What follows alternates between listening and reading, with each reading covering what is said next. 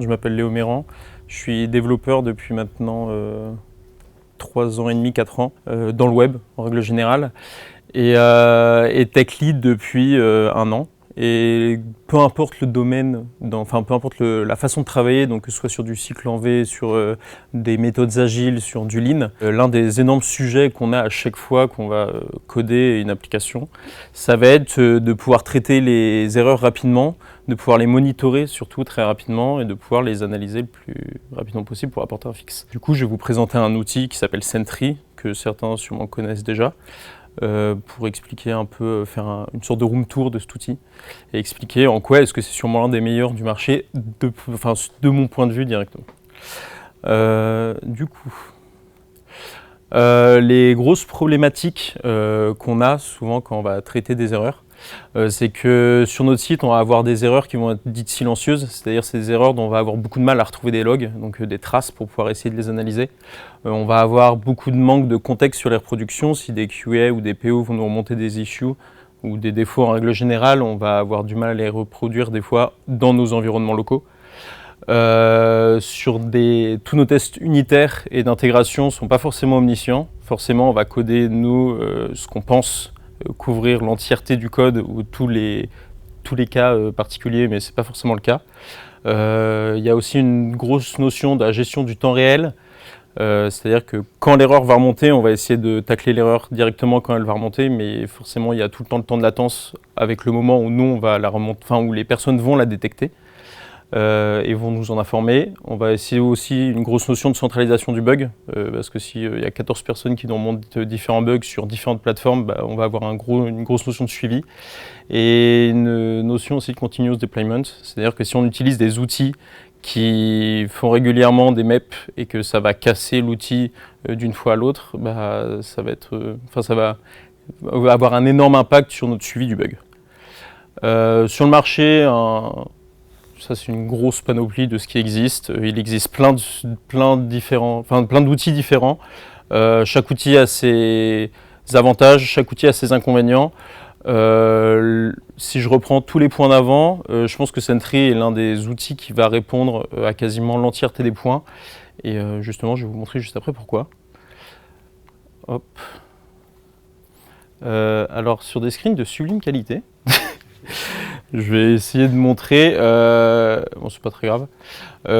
Sentry, l'interface va ressembler à ça, je ne sais pas si c'est très visible. Ce qu'on va retrouver, si je montre ici, c'est qu'en fait, le gros avantage de Sentry, c'est que déjà, il n'est pas spécifique à un seul langage.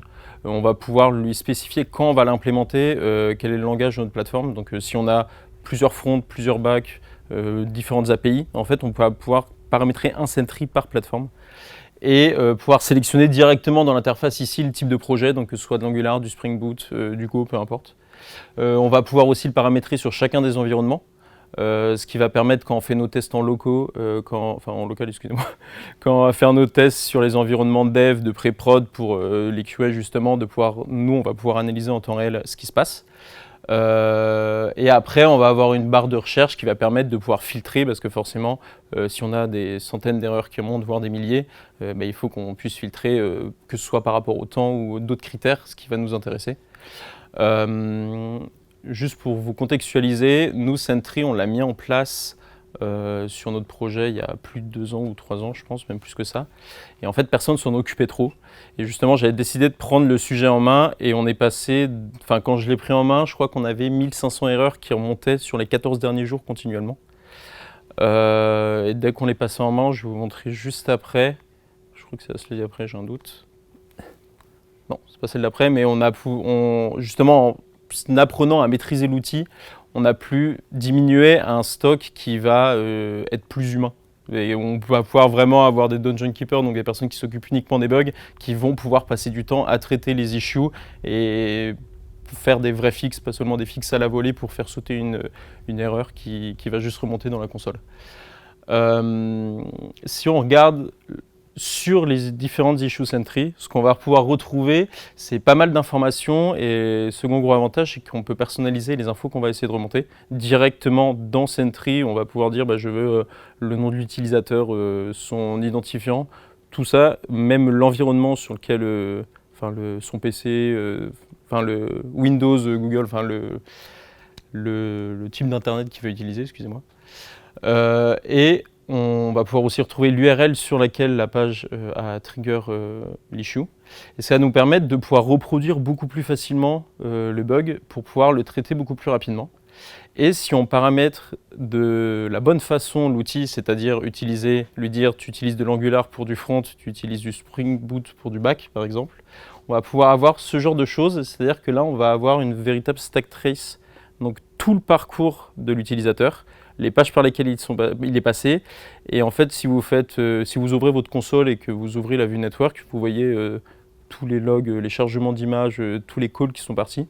En fait, si vous paramétrez bien vos outils, vous allez les retrouver directement sur Sentry. Et donc, vous allez pouvoir comprendre au clic près ce qui s'est passé, ce qui est extrêmement puissant. Et pour le front, on va même pouvoir retrouver, Sentry va trouver le code qui a cassé à la ligne près en lui disant ce qui s'est passé sur le code. Et il va montrer même la méthode avec le fichier et la ligne, tout directement. Vu qu'il est directement plugué sur le code, sur votre repo directement. Hop, la zapette de l'enfer. Comme je l'ai dit, un très gros challenge qui avait été mis en place quand j'ai récupéré le sujet, c'est qu'on avait plus de 1000 issues Sentry.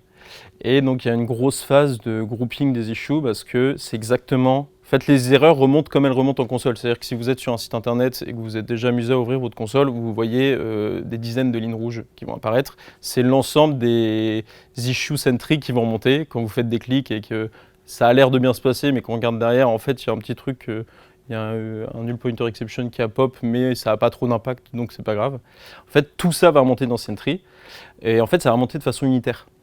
C'est pour ça qu'on va avoir des stocks monumentaux. Et donc l'un des premiers travaux qui va être, qu'on va devoir mettre en place, c'est justement de pouvoir mettre du grouping automatique. On va dire à Sentry, bah, écoute, voilà telle regex, si tu vois une erreur qui correspond à cette regex, tu vas la regrouper avec les autres. Et comme ça va nous permettre aussi d'avoir une vue un peu plus générale sur quelles erreurs vont popper le plus souvent, pour pouvoir prioriser l'ordre de traitement des données. Des issues parce qu'on va avoir le nombre d'utilisateurs impactés et le nombre de fois où l'issue est remontée. Si on voit que c'est une seule personne qui s'amuse à spammer un bouton et que du coup elle est remontée 100 fois, on va peut-être déprioriser le sujet. Du coup, voilà pour le grouping. Ah, je suis Limgraph. Le second sujet, nous, l'équipe où on a une équipe qui s'appelle Sentinel dans notre entreprise, et on a une plateforme où on est 5 équipes à bosser dessus. Et donc forcément, vu qu'on est flagué comme équipe Sentinel, à chaque fois qu'un client remonte une erreur, c'est par notre équipe que ça passe. Et après, nous, on a un gros rôle de routing derrière, on va dispatcher sur différentes équipes. Forcément, quand on parallélise ce travail avec le travail de faire du delivery, donc essayer de vraiment faire quelque chose du produit, ça prend beaucoup de temps. Et l'avantage, c'est que Sentry va du coup pouvoir nous enlever une partie du travail, où justement, vu qu'il est plugué directement sur le repo où il y a tout votre code, il a accès à différentes choses, soit l'URL sur lequel l'issue est apparu, soit le package dans votre repo sur lequel l'issue est apparu, vu qu'il peut savoir jusqu'à la ligne de code près, il sait dans quel fichier c'est apparu. Et en fait, en se basant sur toutes ces choses-là, on peut lui dire tu vas attribuer automatiquement des erreurs. Chez nous, sur Sentry, chaque équipe est sur Sentry et a un nom d'équipe. En fait, on peut faire des attributions automatiques, ce qui fait que ça ne va même pas passer par mon équipe à moi, ça va directement partir sur la leur. Et eux, ils vont directement être alertés comme quoi une erreur est apparue sur leur scope. Et comme ça, moi, ça me débarrasse d'une grosse partie de mon travail. Sur des équipes à très gros scope, ça a un impact très important. Nous, ça nous a permis, comme j'ai dit, de diminuer par 10 la quantité d'erreurs qui popaient entre le grouping et l'attribution automatique. Et on voit là, le graphe, c'est sur chaque semaine, sachant qu'on était 3 devs dans l'équipe. On voit quand même qu'on arrivait à diminuer grandement le stock avec une personne full-time dessus. On arrive quand même à avoir une courbe assez descendante d'une semaine à l'autre. Il y a une autre fonctionnalité qui est extrêmement puissante, c'est la notion de suspect commit, c'est-à-dire que on va avoir de l'attribution que nous on va faire manuellement, on va avoir de l'attribution automatique. Sentry va encore plus loin que ça, c'est-à-dire qu'il va être plugué sur notre repo GitLab par exemple. il va être relié au repo GitLab et quand une issue va être introduite, il va aller jusqu'à détecter le commit qu'il a potentiellement introduit et en fait il va d'office nous donner la personne qui l'a introduite ou de moins une liste de potentielles personnes qui ont modifié la ligne de code.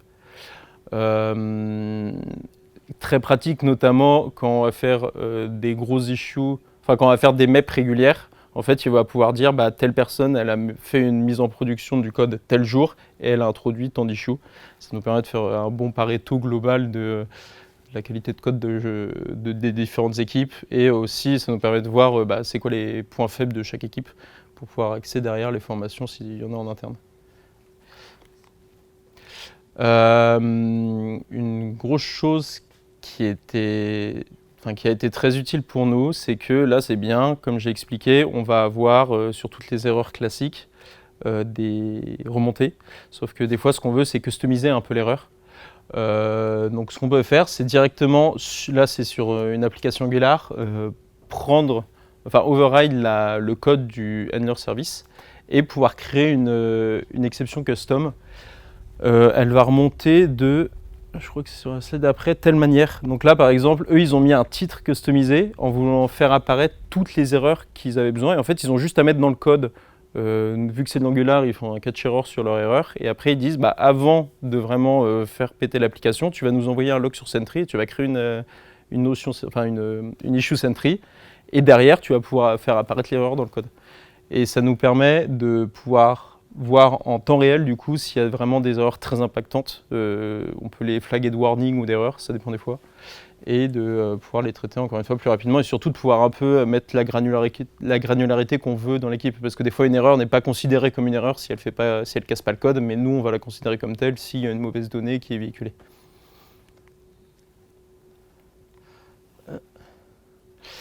Je vais vous présenter deux fonctionnalités que nous on n'a pas implémentées mais qui sont un peu pour aller plus loin, qui montrent juste la puissance de l'outil. La première, c'est le distributed tracing.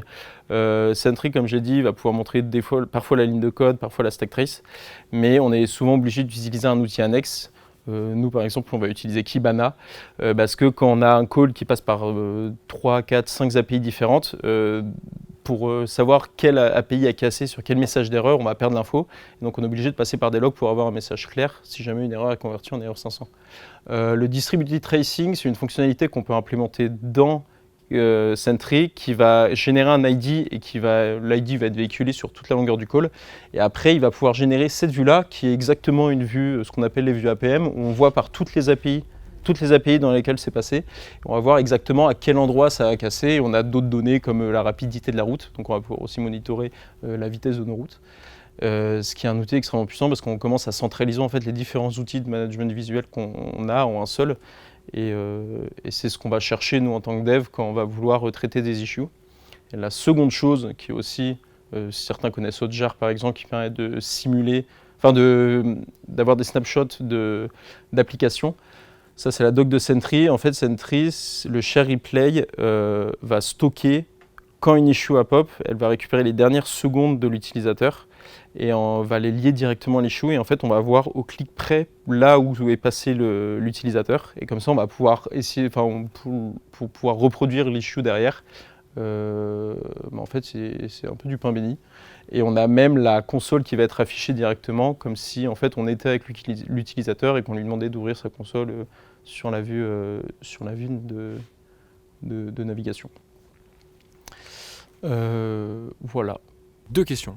La première, c'est dans le comparatif au début, il n'y a pas Datadog. Est-ce que c'est juste parce qu'on ne connaît pas ou c'est une volonté de l'enlever parce que ça ne répond pas à certains critères de ton étude? Alors j'ai essayé de voir un peu les plus utilisés du marché. Effectivement, Datadog, j'ai jamais utilisé, mais c'est l'un des maîtres sur le marché.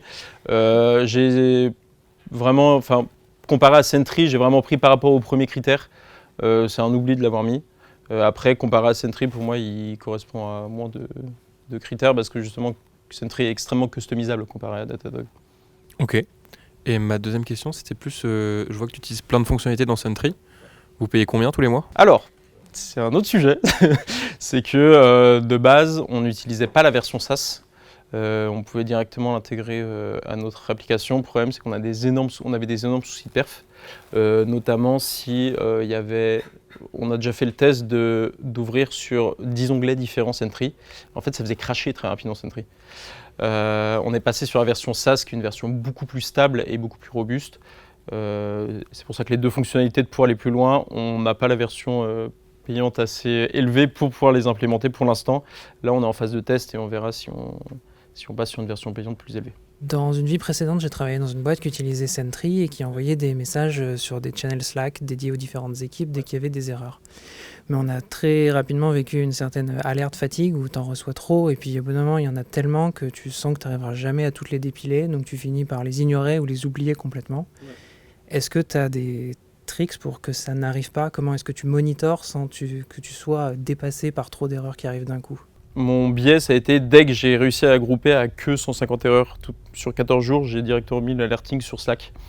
J'ai vécu le même truc de paniquer totalement et au final, juste ne jamais ouvrir ce canal, clic droit, marqué comme lu. Quand on a réussi à pousser assez loin le paramétrage pour dire, surtout sur l'attribution automatique, en fait, quand on va créer l'alerting, on va pouvoir mettre plusieurs critères. Notamment l'environnement. Donc on peut se dire, dans un premier temps, on veut tacler toutes les issues de prod, que celles qui nous concernent nous. Et par exemple, si elles apparaissent 10 fois dans la dernière heure, alors tu vas pouvoir les faire remonter une alerte. Et en fait, c'est vraiment, faut y aller à reculons sur le sujet. On prend au début très fin, et dès que c'est déjà devenu très routinier et que les gens ont pris l'habitude d'utiliser l'outil, là on essaie de remonter. Jusqu'à même pré-prod, comme ça on anticipait les erreurs derrière. Mais il faut y aller step by step. Donc du coup, tu disais dans Sentry, on peut rajouter pas mal d'informations supplémentaires sur le log d'erreur. Moi, je suspecte que j'ai des bugs liés à des extensions de navigateur. Est-ce que tu sais si on peut remonter les extensions qui sont installées sur le navigateur dans les Sentry? Oula, je mentirais si je dirais que oui. Donc non. Non, j'en ai aucune idée. Tu peux voir que c'est une erreur due à une extension parce que souvent l'URL de la stack trace indique genre web extension / quelque chose comme ça. Non. Ouais. Mais en tout cas, dans la stack trace, ça peut se voir parfois. Mais